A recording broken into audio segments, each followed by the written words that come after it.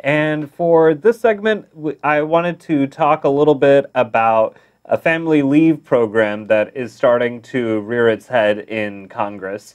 And to help us make sense of some of this, we have Linda Benesch joining us. She is the communications director at Social Security Works. It's a national organization fighting to address our nation's retirement income crisis by protecting and expanding Social Security. And we are very excited to have you here. Thank you so much for having me on, Sanjeev. All right. So Ivanka Trump and Senator Marco Rubio are teaming up to build a family leave program. And on the surface, this sounds like one of those opportunities for consensus building, but like most things in the age of Trump, the devil is in the details. And this is not the kind of family leave policy my patients and families and my fellow Americans need. And Linda, I was hoping that maybe you could help us get a better understanding of the problem areas in this policy. For sure. So the first thing that you need to look at with this plan is where it comes from. Senator Rubio and Ivanka Trump haven't actually released a bill yet, but reportedly it's going to be based very heavily on a plan released by a group called the Independent Women's Forum back in January. And the Independent Women's Forum, or IWF, is a Koch brothers funded think tank that they created to basically put out policies to make it look like conservatives support women. And the co-authors of this plan include a fellow named Andrew Biggs, who worked very closely with George W. Bush on his plan to privatize Social Security back in the 2000s, and has pretty much spent his entire career working to privatize, cut, and undermine Social Security. And so when you see who's behind the plan, it causes you to definitely take a hard look at it and be like, well, what's really up with this? Yeah, so, okay, so we have an idea of already some problematic people who are the origins of this plan. But why are they, what's the connection that they're trying to make to Social Security? So what this plan would do is it would give new parents the option of taking up to 12 weeks of partly paid parental leave, but in return they would be giving up part of their future Social Security retirement plans. And so what I say about this plan is that it's not really paid leave, it's pay for it yourself leave, just in the future. Yeah, so this means that a family that wants to try to do, the healthy thing of taking time for a newborn and getting acclimated to parenting, if they make that choice, they're only going to get partially paid, and they're going to face a sacrifice further down the road when they become older and it's time for retirement? Yes, so this would be an across-the-board cut to their Social Security benefits. The exact size of that cut would depend on the individual and on how many leaves that they took, because it would be cumulative if you had, say, 2 or 3 children. And it's also much more likely to impact women since they're more likely to take paid leave, which is especially bad since women already have lower Social Security benefits and are more likely to live in poverty in retirement. And the worst thing is that there's absolutely no reason to make this choice, right? We're the wealthiest country in the history of the world. Every other country has paid leave, and they do it without cutting into their country's retirement programs. There's no reason that we couldn't do the same. And so that was the thing that I've always found very striking about paid family leave programs, is that they're not expensive. And for being relatively inexpensive, the health benefits are huge. And so what should we be doing instead for a paid family leave program? So the funny thing is, this plan's idea of adding paid leave to Social Security, if that's what it was really doing, is actually not a bad idea. If you simply add paid leave as a covered benefit, not an individualized choice that impacts people depending on whether they decide to take it or not, but just as a covered benefit, just like disability, just like retirement, just like the death of a breadwinner under Social Security, and then you pay for it by requiring the wealthy to contribute their fair share, and you make that part of a broader expansion of Social Security where you also increase the generosity of retirement benefits. That would be a great way that we could do paid family, and medical leave. That's another important thing to note about the IWF plan and Senator Rubio's plan, is that they are not going to have any coverage for personal medical leave or for people who need to take care of their relatives while they're sick. We need paid family and medical leave, not just parental leave. Right.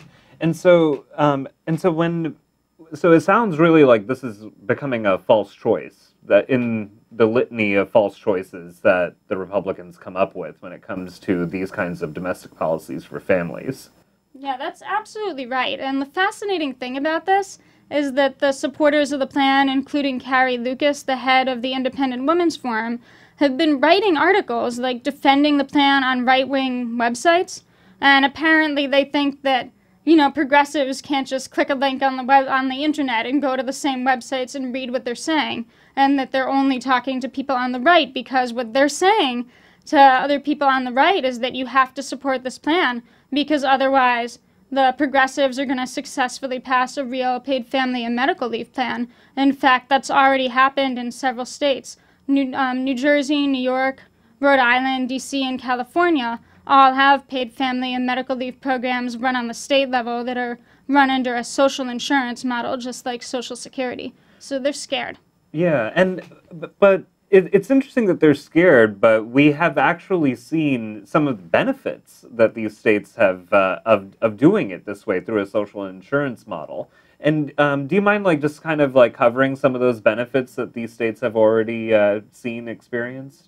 Yeah, absolutely. And so for one thing, I would say that all of these states, including D.C., where I was personally somewhat involved with the effort to pass it, you see a lot of right-wing scaremongering when they're looking to pass it. They're like, oh, it'll be so expensive, all the businesses are going to leave, et cetera, et cetera.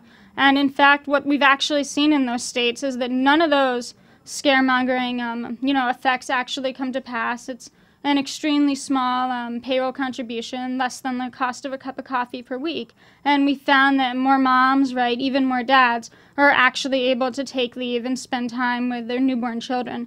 As well as the medical leave component, right? When you need chemotherapy, you certainly don't want to lose your job, especially since it could also mean losing your insurance. Right. And this lets people get the treatment that they need, help their relatives get the treatment that they need, and also keep their jobs. Yeah. And I think that this was actually one of the big reasons why I got involved with paid family leave in D.C. also, was that the child health benefits are incredible for the kids in working families, is that you have more involved parenting, there's less incidences of child abuse, there's greater prep for the kids when they're about to start school. It feels that for the amount of money that's being spent, that there are these overwhelming public health benefits that ultimately have to find their way back to the economy and even just general social life. Yeah, I think that that's absolutely true, and the American people know that. That's why paid family and medical leave, it's an incredibly popular policy with voters across the political spectrum. And so, honestly, I think that this Rubio-Ivanka plan, it's not even so much that they intend to pass it, though they shouldn't because it's bad policy, but just that they're trying to get attention for it, to say, look, we're for paid family leave too, without actually supporting good policy. That's actually interesting to know that their intention is not to pass it, but just to posture. Right, because right now you have 3 Republican senators who are on board, Rubio, Mike Lee, and Joni Ernst, but you can't pass anything with 3 senators.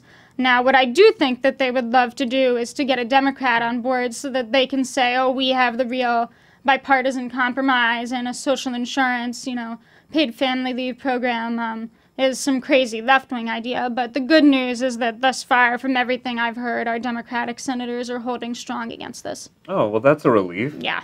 Thus far. I wish they would hold that strong on the Supreme Court choices, but at least for paid family leave, they know the real deal and they know the fake stuff when they see it. Yes, thus far, I would certainly recommend that people call their senators, tell them we want real paid leave, not the fake stuff. Right. Okay.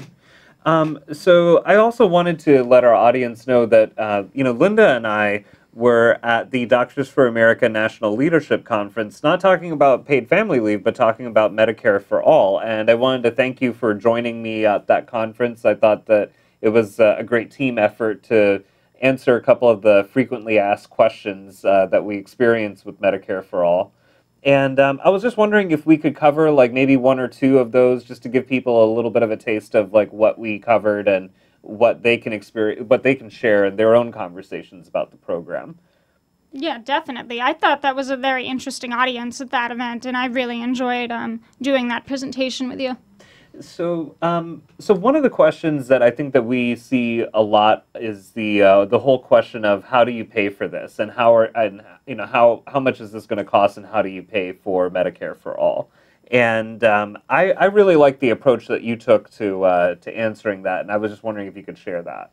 Yeah, so what I always say is that we can't afford not to have Medicare for all, right? Healthcare costs have been rising for decades at an unsustainable level, and that's because of the influence of the for profit drug industry, the for profit insurance industry. And until we get rid of those, we're just going to be continuing to pay the highest prices in the world for substandard care. And the other point that we made at that conference was that we seem to never really worry about the costs of giving billionaires these Right. gigantic tax breaks, but when it comes to giving families the peace of mind that they're not going to go broke when they get sick, all of a sudden we're worried about these price tags, which are actually pretty affordable. Yeah, that's exactly right. It's really fascinating in Washington, D.C., especially with these groups that purport to care so much about the, national debt, right? When they really care and when they don't. Yeah. And another frequently asked question that we get about Medicare for all is about the whole is this realistic? And I think that that's one of those philosophical questions where, again, I'm just struck by like how many people think of Medicare for all as being unrealistic when in fact it's our status quo that really defies reality. Yeah, that's absolutely true. And I think that the lesson of the last few years, probably decades in politics, is that you don't fight for what you think that you can get. You fight for the broad, the best thing that you can get, like what you want in your dream world, right? Because that's how you move the conversation. Yeah, yeah. And I guess the other one of the other questions that I found really striking that people have bought into is this notion that people like their insurance, so why should we be disrupting all of that with Medicare for all? Yeah, people don't like their insurance. They're terrified of losing their insurance. Yeah, it's one of these things that you tolerate, because of the fear of financial ruin. It isn't necessarily this thing that they like the way that I like comic books and that that other people enjoy their hobbies. It's really one of those things that's mildly tolerated just because the prospect of going broke is so much worse. Right. When somebody tells me people like their insurance companies, I'm almost inclined to ask, have you ever been on the phone with an insurance company? Right. Yeah. And especially as physicians, I mean, I think that crowd was interesting because it's trying to get some of my physician colleagues to understand that we need to stop carrying the water for the insurance industry, which is clearly one of the least popular entities in American healthcare. And that as physicians and other healthcare providers, we're under no obligation to keep, carrying water for a profiteering, monster like the insurance industry. Yeah, I think that that's absolutely true. Like, some of the history there is really interesting, how physicians have kind of been on both sides of the battles for universal health care, right, for Medicare for all in America that have been going back decades. Yeah, and it's one of those. It's an interesting conversation to have with physicians who self-identify as progressive, because there's actually nothing progressive about the current status quo. And I feel that if we were to be honest about the ACA, we would be able to say that the ACA is important. It's done good work, but it's clearly insufficient, and we're learning more and more about who the insurance industry really is and who they're really looking out for. Because when given a chance to extend healthcare to 20 million people, they have not changed their behavior to one of benevolence. Yet we seem to think that somewhere along the line they're going to, be this gentler, kinder partner in healthcare. Yeah, I think that it's really fascinating when you look at the ACA that by far the most successful and popular part of it, especially in the states that have implemented it properly, was the Medicaid expansion, the part that doesn't involve the for-profit health insurance industry. Right. I mean, Medicaid is definitely the shining star of the ACA and in a whole lot of American healthcare. And just like you said, it doesn't rely on this profiteering model. It does great work for millions of families, and it doesn't cost as much as private insurance does. To me, I think Medicaid is just one of those like underappreciated heroes in American healthcare. And I appreciate how much Social Security works, stands by Medicaid, sticks up for it, just because I don't always see that in the physician community, so it's great to see it from Social Security works. Yeah, well, we always really consider that an important part of our work, and consider your role, right, as our senior advisor on Medicaid to be so important, because that needs to be just a part of senior advocacy, retirement advocacy as well. Yeah. Well, Linda, thank you so much for joining us. I think this has been a really helpful conversation for better understanding the Rubio-Ivanka, scheme for paid family leave, and it was great to talk to you again about Medicare for All. Really appreciate having you here. Thank you so much for having me on.